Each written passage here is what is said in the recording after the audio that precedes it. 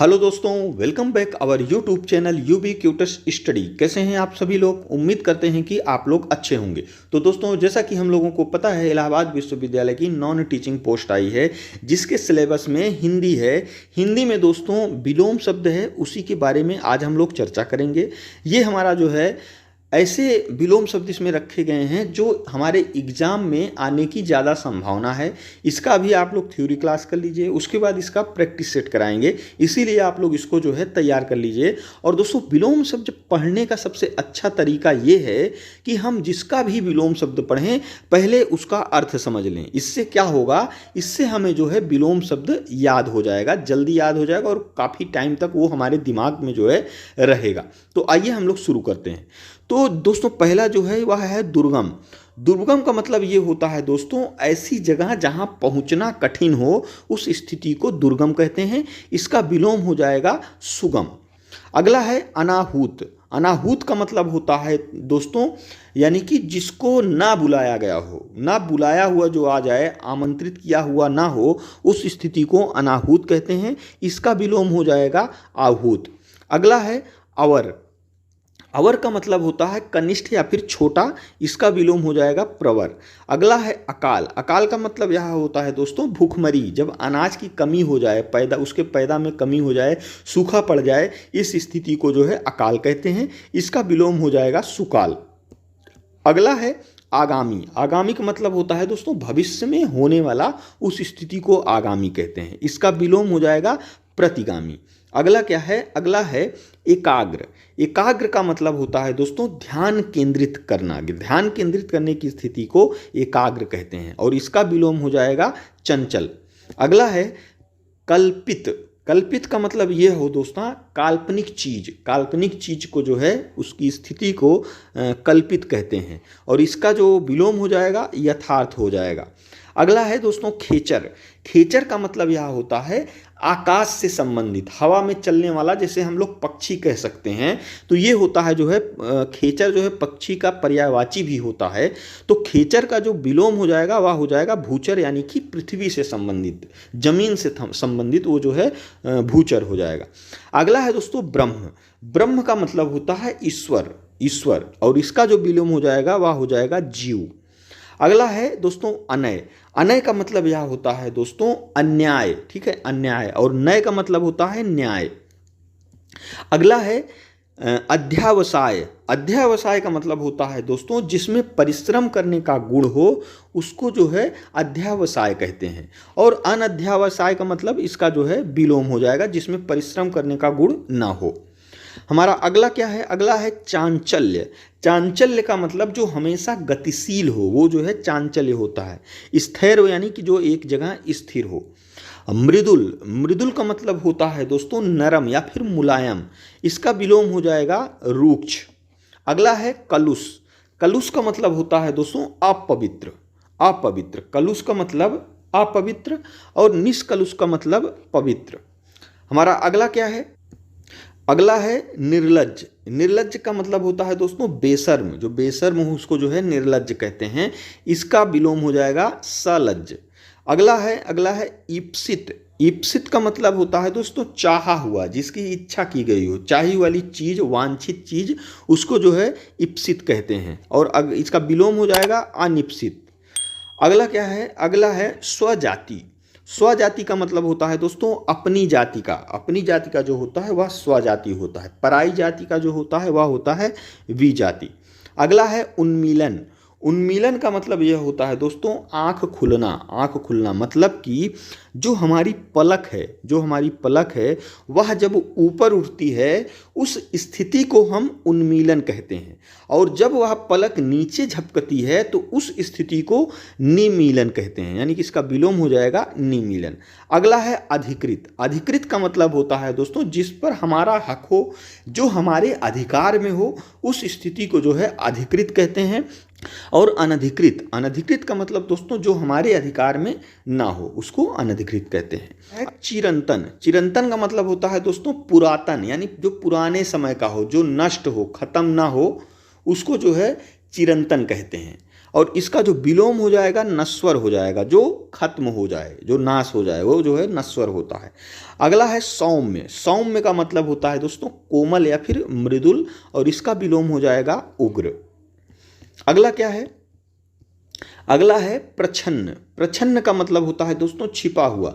यदि आप लोग इकोनॉमिक्स पढ़े होंगे तो यह शब्द आपको इकोनॉमिक्स में मिला होगा, प्रच्छन्न बेरोजगारी, जो ज़्यादातर कृषि क्षेत्र में पाई जाती है, जहाँ पर जो है ये जो है छिपी बेरोजगारी होती है। यानी कहीं पर 2 लोगों का काम है तो उसमें जो है 4 लोग लगे हैं, 2 लोग जो है एक्स्ट्रा लगे हैं, उनका कोई लाभ इसमें नहीं हो रहा है, लेकिन उसमें लगे हैं, वो होती है प्रच्छन्न बेरोजगारी।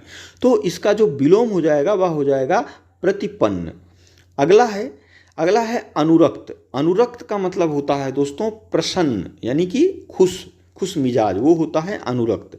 इसका विलोम हो जाएगा विरक्त, यानी कि उदासीन। अगला है आविर्भाव। आविर्भाव का मतलब होता है प्रकट करना, ठीक है, प्रकट करना या फिर उत्पत्ति, यानी उत्पत्ति हुई है, आविर्भाव हुआ है, उत्पन्न हुआ है, वो होता है आविर्भाव। इसका जो विलोम हो जाएगा तिरोभाव। अगला है नूतन। नूतन का मतलब होता है नया या फिर नवीन। इसका जो विलोम हो जाएगा वह हो जाएगा पुरातन। अगला है तरुण। तरुण का मतलब होता है दोस्तों नवयुवक, जो स्थिति नवयुवक की स्थिति होती है, फिर नौजवान जो होता है उस स्थिति को तरुण कहते हैं, और इसका विलोम हो जाएगा वृद्ध। अगला है संपन्न। संपन्न का मतलब होता है हरा भरा, किसी चीज की कमी ना होना। जैसे वह जो है धन से संपन्न है, यानी कि हर चीज से हरा भरा, खुशहाल एकदम, वो होता है संपन्न। और इसका जो विपरीत हो जाएगा वह हो जाएगा विपन्न। आवृत्त। आवृत्त का मतलब होता है दोस्तों किसी चीज की पुनरावृत्ति, किसी चीज का बार बार होना, कोई बात मन में बार बार आ रही हो, उस स्थिति को जो है आवृत्त कहते हैं, और इसका जो विलोम होगा वह हो जाएगा अनावृत्त। अगला है उपचय। दोस्तों उपचय जो होता है वह हम अगर बायोलॉजी पढ़े होंगे तो उसमें उपचय और अपचय आया होगा, यानी जो खाना हमारा होता है उसी का जो है ये उपचय और अपचय होता है। तो इसको आप लोग याद रखिएगा, उपचय का जो विलोम हो जाएगा वह हो जाएगा अपचय। अगला है दोस्तों उदयाचल। उदयाचल का मतलब यह होता है पूर्व की ओर एक ऐसा काल्पनिक पर्वत जिसके पीछे से सूर्य का उदय होता है, उस पर्वत को जो है उदयाचल कहते हैं। और अस्ताचल का मतलब यह हुआ पश्चिम की ओर एक ऐसा पर्वत जिसके पीछे सूर्य अस्त होता है, उस स्थिति को अस्ताचल कहते हैं। कभी कभी ये डायरेक्ट एग्जाम में आ जाता है कि उदयाचल का अर्थ क्या होता है, तो इसको आप लोग याद रखिएगा। और दोस्तों क्षर का मतलब क्या होता है? क्षर का मतलब यह होता है जो शरीर होती है, शरीर मतलब हम कह सकते हैं नश्वर, जिसका नाश हो वो जो है शरीर है, यानी कि जो अमर ना हो वो जो है शरीर, यानी कि उसको क्षर कहते हैं। और अक्षर का मतलब क्या होता है? जो है अक्षर का मतलब होता है आत्मा, जो आत्मा अविनाशी है, इसका कभी नाश नहीं होता, उस स्थिति को अक्षर कहते हैं। और अगला है दोस्तों गंभीर। गंभीर का मतलब यह होता है किसी बात को लेकर चिंता करना, उस स्थिति को जो है गंभीर कहा जाता है, और इसका जो विलोम हो जाएगा वह हो जाएगा मुखर। अगला है मिथ्या। मिथ्या का मतलब होता है दोस्तों जो है मिथ्या का मतलब होता है झूठ, कोई भी चीज़ जो है झूठ हो वो जो है मिथ्या होती है, और इसका जो विलोम हो जाएगा वह हो जाएगा सत्य। जारज का मतलब क्या होता है दोस्तों? जारज का मतलब किसी स्त्री की ऐसी संतान को जारज कहा जाता है जो उस स्त्री के उपपति से जन्मी हो, ठीक है, जो उस स्त्री के उपपति से जन्मी हो, उसको, उस संतान को दोस्तों जारज कहा जाता है। और औरस कहा जाता है दोस्तों जायज, यानी कि विवाहिता से उत्पन्न जो संतान होती है वो जो है औरस कहलाती है। अगला है मसृण। मसृण का मतलब क्या होता है दोस्तों? मसृण का मतलब होता है चिकना या फिर आर्द्र, और जो है रुक्ष का मतलब होता है सूखा। अगला है सूक्ष्म। सूक्ष्म का मतलब होता है दोस्तों बहुत महीन या फिर जो बारीक होता है उसको जो है सूक्ष्म कहते हैं, और इसका जो विलोम हो जाएगा स्थूल हो जाएगा। अगला है दोस्तों तमस। तमस का मतलब होता है अंधकार, वो रात वाला अंधकार नहीं, अज्ञानता का जो अंधकार होता है वह तमस कहलाता है। और सात्विक का मतलब होता है जो गुणी व्यक्ति होता है उसको जो है सात्विक कहते हैं। अगला है अधुनातन, अधुनातन, अधुनातन का मतलब होता है दोस्तों आधुनिक, अभी का जो होता है वह अधुनातन होता है। प्राचीनतम यानी कि जो पुराना हो। धीर, धीर का मतलब क्या होता है दोस्तों, नम्र, शांत स्वभाव वाला, जिसमें धैर्य हो वह जो है धीर कहलाता है। और इसका जो विलोम हो जाएगा वह हो जाएगा अधीर। अगला है दोस्तों उपमेय। उपमेय का मतलब होता है जिसकी तुलना की जा सके, जिसकी तुलना की जा सके वह उपमेय होता है। लेकिन जिसकी तुलना ना की जा सके, जो अतुलनीय हो, वह होता है अनुपमेय, यानी कि इसका विलोम हो जाएगा अनुपमेय। अगला है सगुण। सगुण का मतलब होता है दोस्तों जो ईश्वर को मूर्त रूप में मानता है, यानी कि जो ईश्वर को मूर्ति के रूप में मानता है वह सगुण होता है। जो ज़्यादातर जो है मंदिर वगैरह में विश्वास रखते हैं वे कहलाते हैं सगुण।